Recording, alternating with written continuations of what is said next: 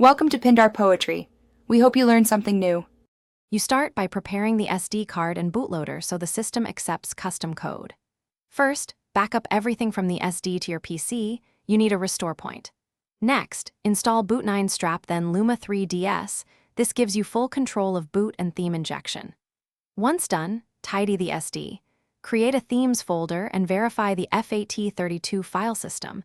Make sure file names follow case sensitivity rules. This foundation prevents bricks and makes later steps predictable and reversible.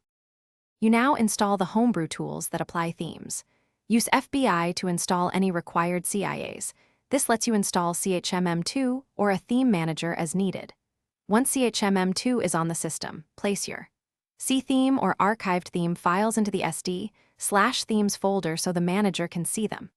Once done, launch CHMM2 from the Home menu.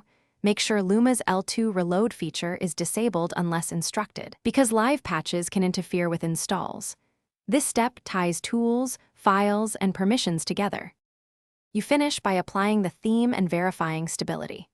In CHMM2, pick a theme, apply it, and then reboot to confirm the Home menu reflects the change. If you use CTheme, follow prompts for system install versus temporary load. Once done, test a few menus and games to ensure no freezes.